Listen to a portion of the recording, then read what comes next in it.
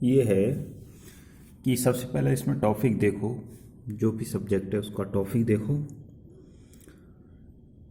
Syllabus देखो, उसमें topic देखो और टॉपिक में कौन कौन से ऐसे टॉपिक हैं जो अधिकतर बहुत बार आए हैं, अधिकतर आए हैं। और कुछ टॉपिक ऐसे आते हैं होते हैं जिसमें से बार बार देता है, और कुछ टॉपिक ऐसे होते हैं सिलेबस के अंदर जो छूता ही नहीं है, उन पर एग्जामिनर उनको छूता भी नहीं है। तो हम बात कर रहे हैं कि कैसे छटनी करें कि कौन सी चीज़ पढ़नी है और कौन सी नहीं पढ़नी। तो हमें छांटने के लिए सबसे पहले आपको सिलेबस काम कंप्लीट करना पड़ेगा, वो किसी भी एग्ज़ाम का हो। उसके बाद उसमें ये देखना पड़ेगा पेपर के माध्यम से कि कौन सी पेपर में कौन सा टॉपिक अधिकांश आया है, यानी बार बार आया है। तो उसको डीपली अध्ययन करो, और जो टॉपिक छुआ भी नहीं है एग्जामिनर ने तो उसको हल्के से पढ़ो, क्योंकि भविष्य में जब भी एग्जामिनर क्वेश्चन देगा तो जिसमें कई बार क्वेश्चन आ चुके हैं उसमें डीपली पूछेगा। वो जीवन से जुड़ा हुआ होगा, और जिससे टॉपिक नहीं आए हुए हैं उसमें से ऊपरी क्वेश्चन उठाएगा, डीपली नहीं देगा। क्योंकि एग्जामिनर की अपनी सोच के हिसाब से एग्जामिनर एग्जाम देता है। पेपर सेटर ऐसे क्वेश्चनों को लाता है जो टॉपिक में से उस क्वेश्चनों को ज़्यादा लाता है जो अधिकतर बार आए हैं, उनमें से डीपली क्वेश्चन देता है। और जो टॉपिक कई एक भी बार नहीं आए या एक आध बार आ गए तो उसमें से हल्के क्वेश्चनों को उठाएगा, ऊपरी क्वेश्चनों को।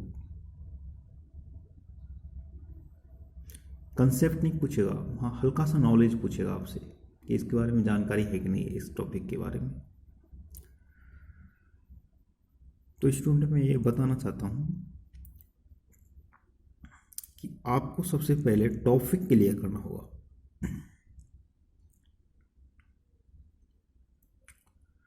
और टॉपिक में भी यही महत्वपूर्ण है कि आप उस क्वेश्चनों पर ध्यान दो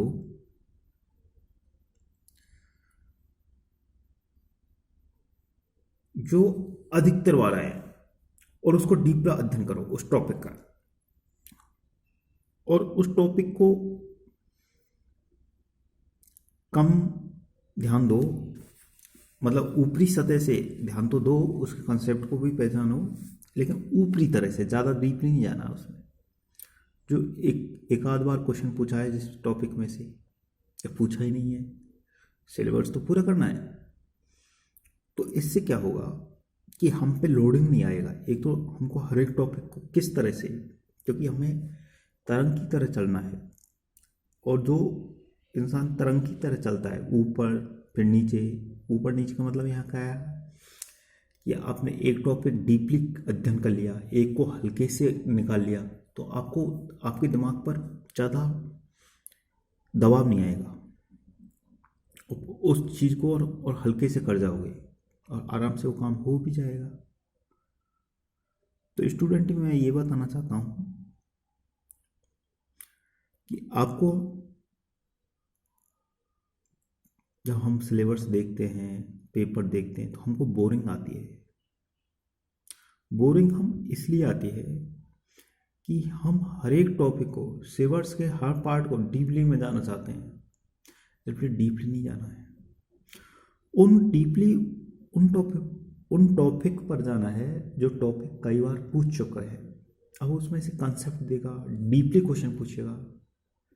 लेकिन जो टॉपिक एक आध बार छुआ भी नहीं है या एक आध क्वेश्चन आ गया है, तो उसमें से वो केवल हल्का फुल्का क्वेश्चन पूछेगा। आप स्टूडेंट इस तरह से आप तैयारी करो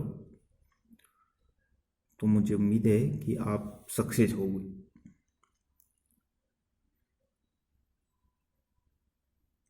अधिकतर स्टूडेंट जैसे 100 में से 85 स्टूडेंट ऐसे होते हैं जो इस कंसेप्ट को नहीं समझ पाते हैं।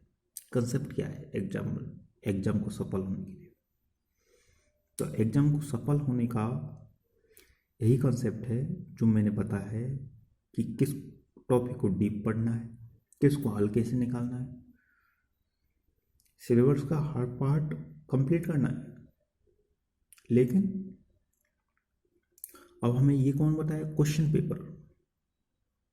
जब भी क्वेश्चन, जो पेपर एग्जामिनर होता है वो क्वेश्चन पेपर के पिछले क्वेश्चनों को देखता है, जरूर देखता है। ऐसा नहीं है वो बुक में से कहीं से भी उठा लेता है। टॉपिक देखता है, सिलेबस देखता है, पेपर देखता है, पेपर आए हुए क्वेश्चनों को देखता है कि अब मैं उसमें क्या चेंजमेंट करूँ। थोड़ा सा ही चेंज करता है, क्वेश्चन में ही उल्टा सीधा कर देता है। कभी क्वेश्चन में पूछे गए भागों को क्वेश्चन बना देता है और क्वेश्चन को आंसर बना देता है। बस यही उल्टा सीधा, मतलब छोटा मोटा परिवर्तन करता है।